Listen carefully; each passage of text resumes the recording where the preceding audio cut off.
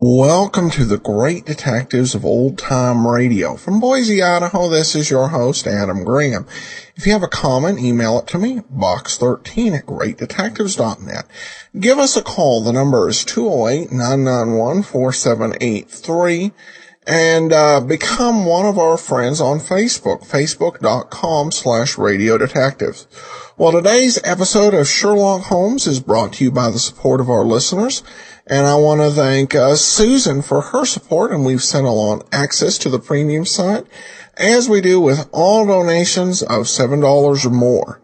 All right, well, now it is time for today's episode of Sherlock Holmes. This one is called The Complicated Poisoning at Eel Pie Island.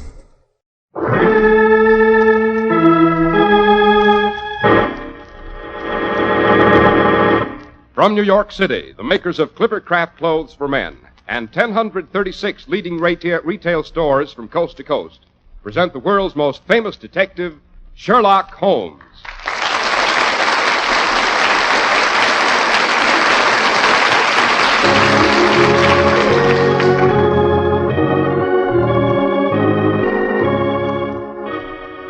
This week's adventure, the case of the complicated poisoning at Eel Pie Island. Well, here it is, time for our weekly visit to Dr. Watson, but hello, his study's empty. Say, don't tell us the good doctor has forgotten his appointment. Certainly not. I'm out here on the terrace. Oh, yes, now we see him on the other side of the French door, stretched out in that deck chair. Come on out. Thank you. There's another for you, Mr. Harris. Make yourself comfortable, and I'll divide a very superior sunset with you. Fair enough, Doctor. Hello, what's this you've got on? Joseph's coat of many colors certainly couldn't rival that one, Doctor. Don't tell me that's one of Clippercraft's new sport jackets. Well, no. This is what we called a blazer in my younger days. Oh, yes. The sort of outfit Holmes and I used to wear punting on the Thames. As a matter of fact, my wife was going through an old trunk and ran across it the other day. Puts me in mind of the adventure of the poisoning at Eel Pie Island. A case at once violent and diabolically complicated. Yes, having decided to tell that story this afternoon, I appropriately donned the old blazer for the occasion, don't you know? Well, what does Mrs. Watson think of it? Oh, she's threatened to leave me if I step off the premises in it. I see what she means, Doctor. It is a bit, shall we say, spectacular? Oh, that's the trouble with the rising generation, Mr. Harris. No individuality, no dash, no style. How do you expect to impress the young ladies of your acquaintance on summer picnics or beach parties and boating expeditions? Well, by wearing Clippercraft sport coats, of course, Dr. Watson. Yes, I seem to have led with my chin that time. Oh, not at all. Just you take Mrs. Watson along when you go down to look at the new Clippercraft tropical suits and sport jackets. She'll be pleased to take you anywhere in any of them, I'll bet you. And she'll be doubly pleased because they won't knock holes in the family budget either. The man who insists on Clippercraft clothes says goodbye to high prices insofar as his clothing budget is concerned, for Clippercraft clothes have never been anything but high in quality and low in price. And that goes for today, too, despite rising costs of materials and manufacturing. But great values like Clippercraft's would not be possible without the famous Clippercraft plan. The plan's the reason you can buy high-quality Clippercraft suits for only $40 to $47.50. Find tropicals for summer wear for only $33.75 to $40, and smart sport jackets for only $26.50. Yes, the great Clippercraft plan that concentrates the buying power of 1,036 of the nation's finest stores from coast to coast, provides steady year-round operation, reduces manufacturing and distribution costs, and delivers the savings to you. Now, for your own sake, we urge that you compare Clippercraft with clothes selling for many dollars more. See your Clippercraft dealer tomorrow.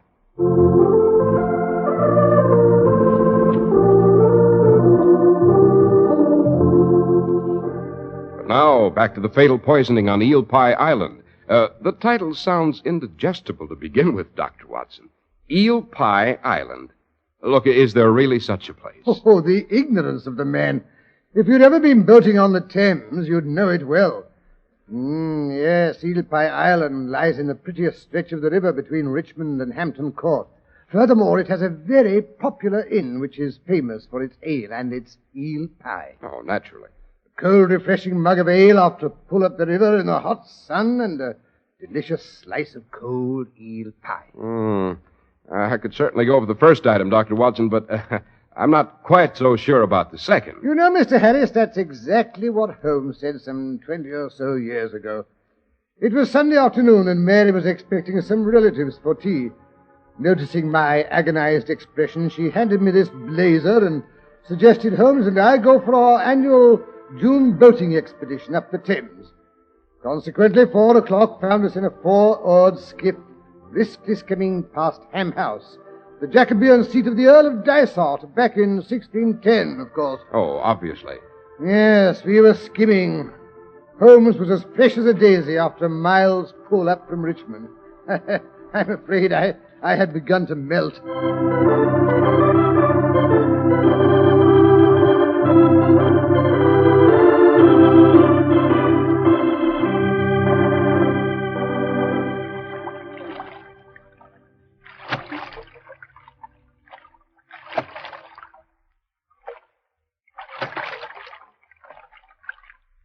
Stroke. Get your back into it, Watson. Stroke. Stroke. Watson, that's the third time you've missed count. Stroke. Sorry, Holmes, my stomach keeps getting in the way. That's what comes of being a married man. Meals at regular hours. Nothing to jolt you out of your rut. Oh, I was jolted out of it 4 years when I rejoined during the late war. I enjoy my rut, thank you. I don't wish to be jolted out of it again. You mean you don't ever miss the old Baker Street days? The excitement, the suspense, the danger? I enjoy it all in retrospect. I say, Holmes, that's Eel Pie Island up ahead. What do you say we pull under those willows for a bit of a breather, eh? I don't need a breather. I wonder if the ale at the inn is as cool as I remember it. Brown, tangy, I can just feel it trickling down my throat. And the eel pie, crust all flaky and tender. I have no interest whatever in eel, Watson. Nasty, slimy fish. Besides, we're in duty bound to demolish the contents of the hamper Mrs. Watson prepared for us with such loving care. From the contents, I suspect she hoped we'd be gone a week. No, Watson, no eel pie. Stroke. Holmes, you unfeeling. However, I do think I could be interested in a mug of ale. Yes? Yes, Watson, they're right. Stroke. Thank God you have some human weaknesses.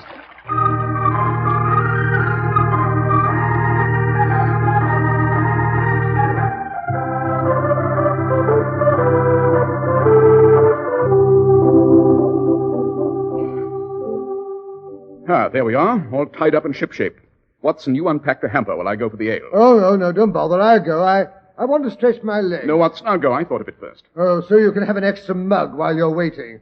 No, you don't. We'll both go for the ale. Come along, then. Oh, careful. You nearly landed in the river. Oh, it's these white trousers. They must have shrunk since last summer. Can't go bounding about like a mountain chamois the way you do. That's a perfect day. What is more charming than the Thames on a Sunday in June?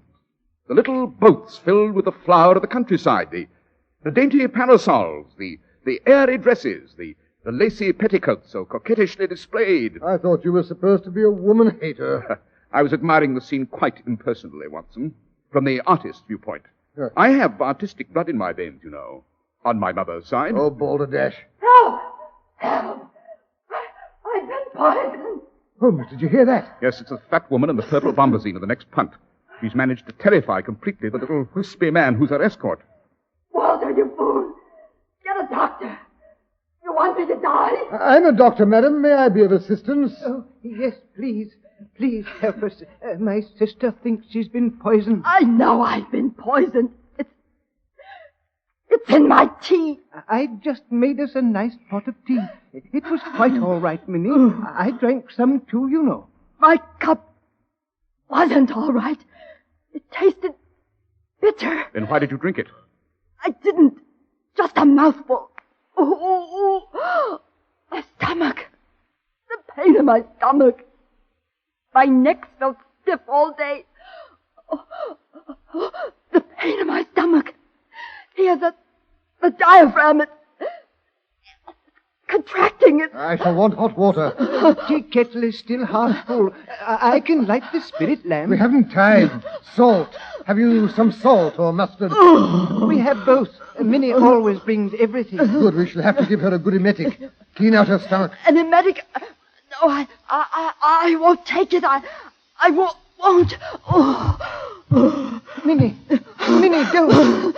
Oh, good Lord. She's having convulsions. Yes, marked opisthotonos. That grin. That horrible grin. The rhesus sardonicus, Watson. Chronic spasm. I'm afraid we're too late. Oh.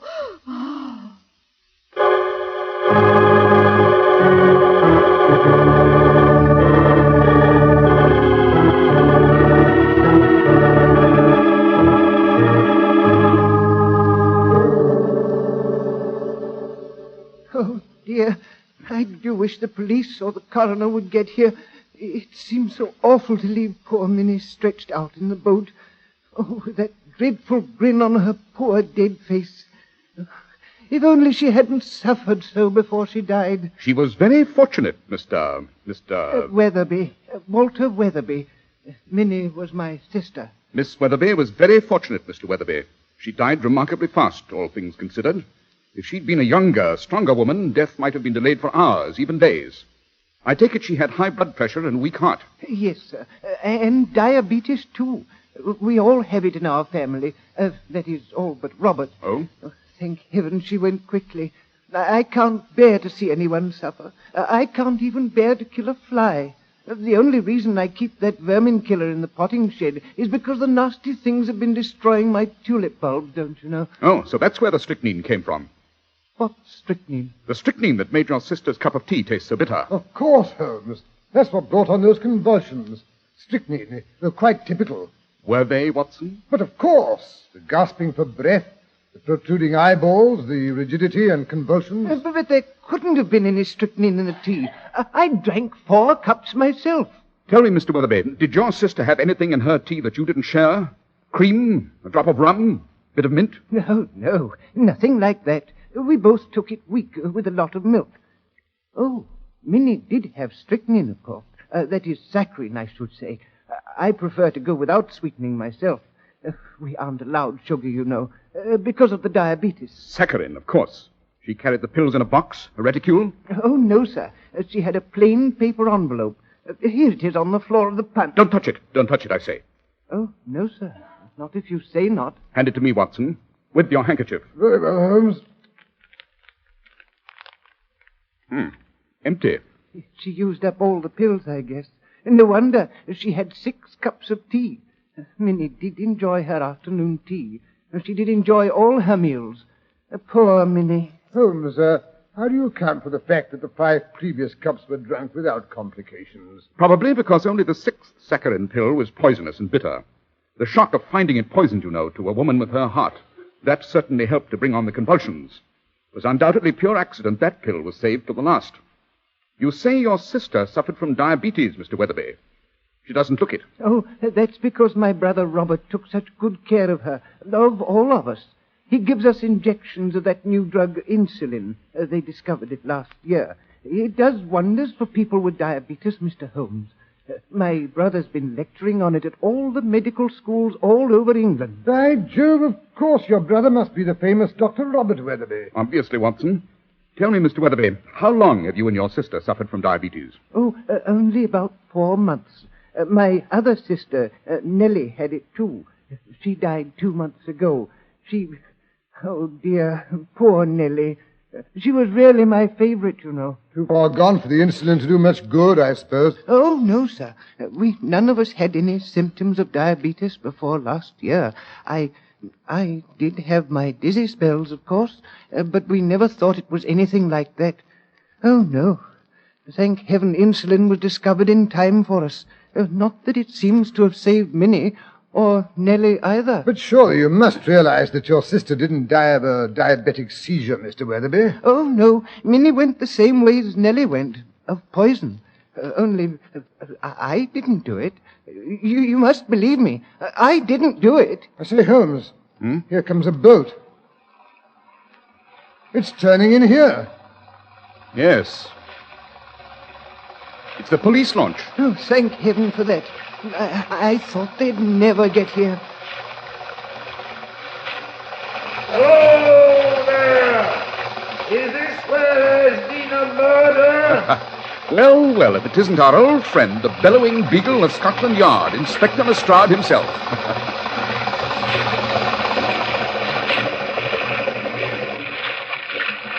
Welcome, Lestrade. Welcome aboard. We have quite a cargo for you to inspect. Hold! How in thunder did you get here? I am a bird of ill omen, Lestrade. I'm attracted to a crime like a vulture to carrion. Oh, Holmes, really? So you admit it is a crime, eh? A murder, Lestrade. A beautifully staged little murder. But look here. I didn't do it. I'm innocent. I wouldn't hurt a fly.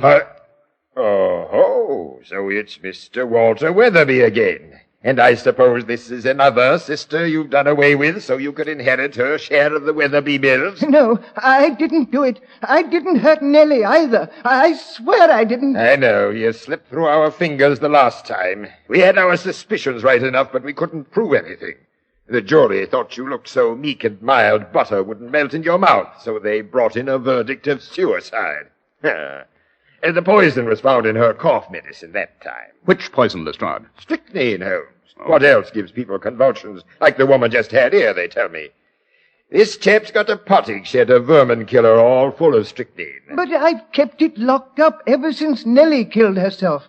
I carry the key with me. Interesting.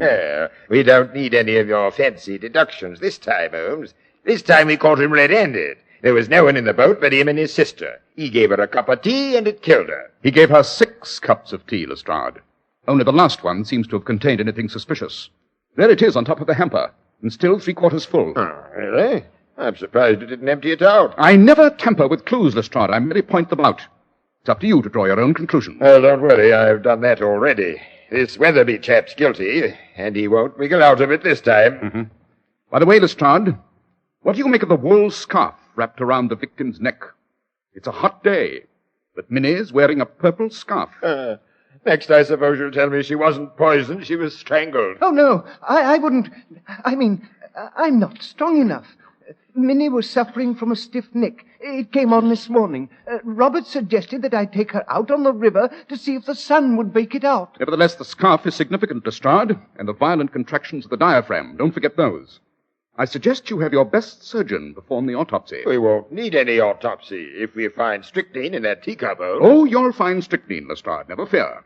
What makes you so sure? I tasted it, you know. I tasted it.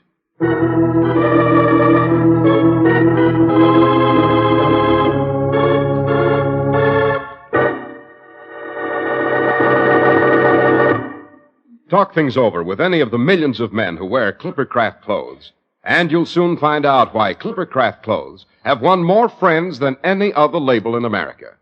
Well-dressed men are loyal to Clippercraft because Clippercraft is loyal to them. Clippercraft is devoted to just one thing, giving you the best clothing value in America. Through the famous Clippercraft plan, you get the benefit of tremendous savings made by concentrating the buying power of 1,036 of the nation's finest stores from coast to coast. Locally owned, independent stores. Stores you can trust. It's the biggest idea that ever hit the clothing industry and eased your clothing budget. Where else can you get such remarkably fine quality in suits for only $40 and $47.50, in tropicals for only $33.75 to $40, and in sport jackets for $26.50? The answer is Nowhere else, except in the fine stores everywhere that feature the Clippercraft label. That's why men who know insist on Clippercraft clothes. So be sure to visit the Clippercraft store in your city. These leading stores in the metropolitan area are proud to add their names to Clippercraft in your suits, sport jackets, and tropicals. In Manhattan, John Wanamaker Men's Stores, Broadway at 8th and 67 Liberty Street. Saks 34th, Broadway at 34th. In Brooklyn, Abraham and Strauss. In Newark, New Jersey, Boulevard Men's Shop, Kresge Newark. And in Jamaica, the B&B Clothes Shop, 16408 Jamaica Avenue.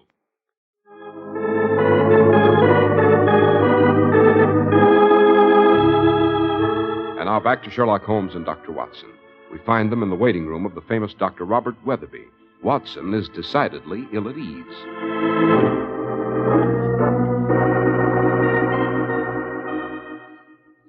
Holmes, I don't know why you insisted on coming here. To present our condolences, of course. After all, we were in at the depth, as you might say. Holmes, really? And to find out more about this new drug. What's it called? Oh, yes, insulin. Yes, I might have known it was your insatiable thirst for information that brought you, not your humane instincts. Of all the cold-blooded... Shh, quiet, Watson. Someone's coming. Mr. Holmes and Dr. Watson. Quite. The doctor will see you now. Step this way, please. Oh, thank you. After you, Holmes. This was your idea. Well, Mr. Sherlock Holmes. This is indeed an honor. I'm indeed grateful for your efforts on my poor sister's behalf. My colleague, Dr. Watson, was the physician on the case, Dr. Weatherby. That is, everything possible was done, you understand. I can't begin to express my regrets. Oh, please don't blame yourself, Doctor. I couldn't have done more for her myself, I'm sure. An overdose of strychnine is so violent and so sudden, don't you know? Then the autopsy showed strychnine. There was no autopsy necessary, Mr. Holmes. The contents of the teacup proved the case. And then, of course, when my brother confessed... Confessed? Yes. It seems he had one of his dizzy spells while my sister was drinking her tea and lay down in the boat for a moment. He must have been unconscious for several moments. At least he doesn't seem to remember what happened during that length of time. Of course, a trance. Somnambulistic. He must have administered the poison while in a semi-conscious condition. Yes, poor Walter. I've always known he subconsciously resented both his sisters. They were so big and robust. Walter was always rather frail. I suppose I should have had him committed after Nellie's death, but, well, somehow I couldn't persuade myself that he was really dangerous. I see. Would it shock you very much, Dr. Weatherby, if I were to assure you that your brother did not kill either of his sisters? But, Mr. Holmes, the evidence. The death struggle indicated strychnine. Now, strychnine was found in the teacup. He was the only person with her all afternoon. And then his confession. You can't get around that. I imagine your brother Walter takes rather easily to any form of suggestion, Dr. Weatherby. With your permission, I should like to have a talk with him. He's in Bow Street Jail, I understand. That's correct, Mr. Holmes. But I'm afraid you must postpone your interview until later in the day, when he's had time to recover from his insulin injection. He's already had it? No. As a matter of fact, I was just about to go around to the jail and give it to him. Splendid. We'll go with you. Dr. Watson is particularly anxious to learn this new technique of administering insulin. Oh, Holmes, really not. Some other time I shall be delighted. But what better time than the present? We promise not to discuss your sister's murder, Dr. Weatherby.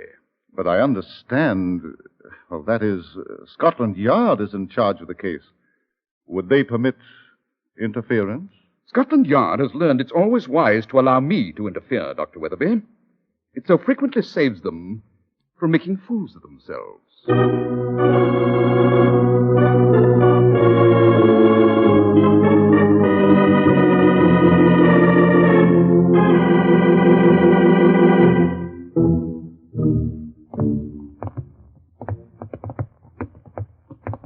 This way, gentlemen, please. He's in here. Wait a moment till I unlock his cell. Step inside, please, gentlemen. Thank you. Well, Walter, we've come to see you. You remember us, Mr. Holmes and Dr. Watson? Oh, Robert, I didn't think you'd ever want to speak to me again. And these kind gentlemen, Robert, they did all that they could, Robert. Oh, it was too horrible the way she died. Easy, old chap, easy. Oh, but how could I? Oh, my mind is all blurry. Everything is all confused. Yes, that's because you haven't had your insulin. That's right, Walter. Now, you just wait till I fix the hypodermic. You'll feel better in no time after your injection. Just sit down, Walter. Roll up your sleeve. Well, quite a little party we're having here this morning. They told me you'd crashed in again, Holmes. Morning, Lestrade. Well, if it's against the regulations, Inspector Lestrade, I mean, it was his idea, not mine. He assured me... Quite all right, Dr. Weatherby. Scotland Yard grumbles a good deal about Sherlock Holmes's interference, but we found out it's sometimes a good idea to let him rave. Many thanks, Lestrade. As a matter of fact, you came just in time. We are about to witness a very interesting demonstration. An injection of insulin isn't as drastic as all that, Mr. Holmes. In a few years, thousands of people will be getting insulin daily, injecting it themselves in all probability. Now, hold out your arm, Walter. Then it's really quite harmless. I mean, even to a person not suffering from diabetes. Oh, yes. It might accelerate the rate of metabolism slightly for a time, but nothing to worry about. Then Nellie's death and Minnie's death couldn't possibly have been caused by the injection you gave each of them the morning of the day in which they died. Good Lord, no. What a fantastic idea. Not so fantastic, Dr. Weatherby. I'm quite convinced that neither Minnie nor your brother here suffer from diabetes. Your sister Nellie I didn't see, unfortunately. My dear Mr. Holmes, without a blood test, how can you possibly tell? I had the eye of the trained diagnostician, Dr. Weatherby. The tone of the skin was too healthy, particularly in Minnie's case. No. I suggest you were giving your brother and sister injections for a much more sinister reason, Doctor. But that's preposterous. Even if they prove not to be diabetic, insulin injections wouldn't harm them. I grant you all but the final injections were harmless, Doctor. Nonsense. My sister certainly didn't die from any injections I gave them. Death in both cases was later, much later. You're positive those injections were harmless? Positive. You wouldn't care to prove it by giving yourself the injection you've just prepared for your brother. Why, that is, if I do, I won't be able to give him his dose. I only have one with me. As you can see, Walter is near collapse. I won't be responsible if he doesn't get his insulin. I prepared for that emergency. Dr. Watson has brought along a small amount of the drug. I'm sure it'll suffice. Well, but this is really too ridiculous. Well, now, I'm not so sure. You say it won't hurt you to take that insulin. Go ahead and take it. Why, I know it sounds silly, but I've never had the nerve to give myself an injection. Oh, I'll be happy to oblige. No, Watson, let me. I'm quite good at it. And I don't want any accidents with the contents of that hypodermic. Now then, give it to me. Give it to me, I say. No, you can't make me. You can't. Stand back. Don't anyone touch that broken hypodermic or the fluid it contained. Good Lord. Why not? Unless I'm very much mistaken. It's a particularly deadly culture of tetanus bacteria. I'll just take a sample. Carefully. Between these glass slides. Now, Lestrade, if you'll tell the guard to bring the strongest carbolic acid he can find, I'd say we'll have this case just about washed up.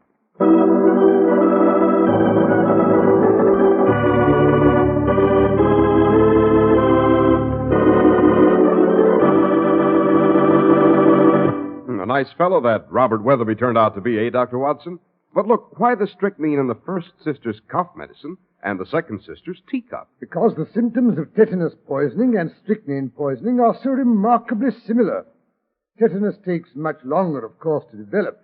Robert could be sure of being at a safe distance when the death occurred. Diabolical, I'd say. Yes. Holmes suspected tetanus when he heard of Minnie's stiff neck and noticed the contraction of the solar plexus. Those symptoms do not occur in strychnine poisoning. Of course, I should have noticed them too, but what with the presence of strychnine in the cup, it's so easy to jump to the wrong conclusions, which is what Robert Weatherby had counted on. But again, why did Dr. Weatherby plant the strychnine? To implicate his brother, who was known to have a quantity in his possession. Nothing like killing off the whole family in one fell swoop. Yes, and he would probably have gotten away with it if Sherlock Holmes hadn't happened along. But now, isn't it about time for that suggestion about next week's story? It certainly is, Dr. Watson. Well, next week now, let me think. Suppose I tell you about a visit Holmes and I paid to Castle Mortlake and how I was splattered with blood from a famous silver chandelier that was supposed to bleed whenever a catastrophe occurred in the family. It wasn't ordinary blood, however. Yes, that was an adventure in which Holmes' knowledge of bee culture came in very handy.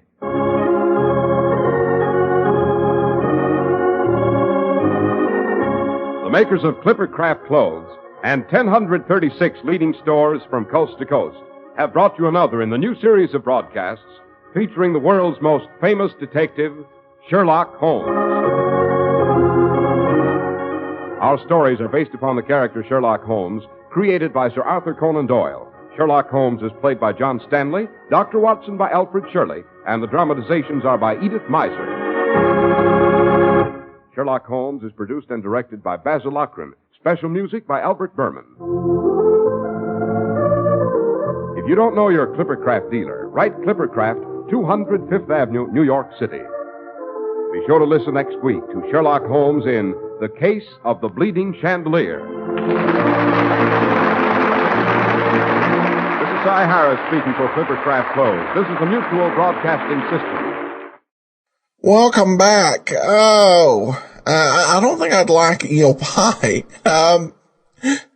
I did appreciate that the episode didn't go with the first, obvious solution.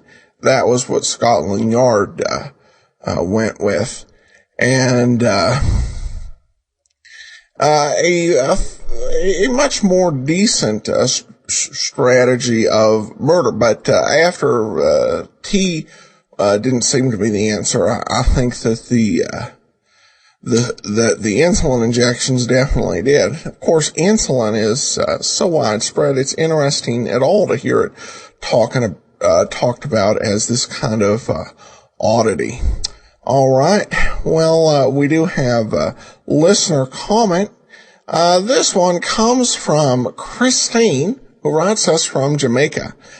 I've just been listening to the case of the accommodating valise, and I think this is the straw that broke my back.